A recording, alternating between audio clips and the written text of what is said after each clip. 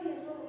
तिथे देव आले आपला शुंडादंड छातीवर मिळवेल आणि म्हटलं मग आता माग इंद्रा आता काय पाहिजे म्हटलं मला स्वर्ग नाही दिला तरी चालेल ही काया शुद्ध कर बाबा दुर्गंधी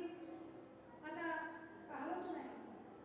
देव म्हणाले ठीक आहे आणि आपल्या हातातला अंकुश घेतला जमिनीत रोवल्याबरोबर जी उत्तरेला गंगा आहे ती तिथून निर्माण झाली उत्तरेतलीच गंगा जी स्वर्गीची अमरावती पाताळीची भोगावती आणि इथे भागीरथी मध्य लोकांमध्ये तीच त्या ठिकाणून बाहेर काढली त्याचा असा फवारा बाहेर आला जमिनीतून आणि तो इंद्राच्या अंगावर पडला इंद्राच्या अंगावरची ती सगळी घाण त्या पाण्यासरशी वाहू लागली घाण निघून गेली आणि मग देह चांगला झाला गणपती बाप्पा म्हणाले मात्र तुझी घाण मी काढून टाकीन पण छिद्र मात्र कायम ठेवीन कारण तुला आठवण राहिली पाहिजे असं वाईट कर्म केलं की भोग मात्र जन्मजन्मांतरी भोगावे लागतात याचं स्मरण तुला राहिलं पाहिजे एवढ्यासाठी तुझे छिद्र मात्र अंगाचे कायम ठेवीन आणि त्या छिद्रांच्या ठिकाणी एक एक गोळा निर्माण करीन एक एक गोळा निर्माण केला गोळा म्हणजे अक्ष अक्ष म्हणजे डोळा शब्दाचा अर्थ आहे म्हणून इंद्राला सहस्त्राक्ष म्हणतात इंद्राला सहस्त्राक्ष म्हणतात असा तो इंद्र सहस्त्राक्ष झाला पण पुढे मग त्या ठिकाणी गंगा जिथे निर्माण झाली ना जिथे श्री विष्णुचरणोद्भूतं शिवमस्तकशालिनी पुन्हा तुमां भगवती गंगा त्रिपथगामिनी भगवती गंगा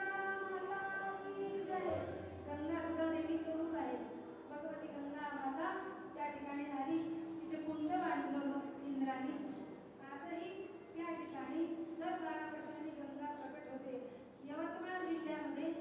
नागपूरकडे जाणाऱ्या रस्त्यावर कळंब नावाचं गाव आहे त्याला कदंब म्हणत होते पूर्वी पुराणामध्ये तिथे हे ठिकाण आहे त्या ठिकाणी इंद्राने तप केलं जिथे गणपती उभे झाले उभे ठाकले त्या ठिकाणी देवाला म्हटलं देवा जाऊ नका जाण्यापूर्वी आपला अंश ठेवा अंश ठेवला तिथं मग मूर्ती तयार झाली प्राण प्रतिष्ठा झाली पलीकडे मोठं मंदिर बांधलं आज त्या मंदिराला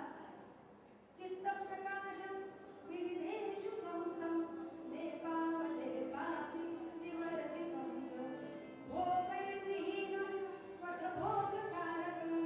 चिन्तामणितं प्रणमामि नित्यं मंगलमूर्ती मोरया चिंतिले से देई जाणी चिंतिले ते देई जाणी ज्याचं चिंतन केलं ते प्राप्त झालं तो देणारा असा तो गणपती असल्यामुळे त्याचं नाव चिंतामणी गणेश आहे विदर्भातल्या अष्टविनायकापैकी हा एक आहे म्हणून नांदीला गणगवळणीचं कीर्तन सुरुवातीचं मंगळाचरणाचं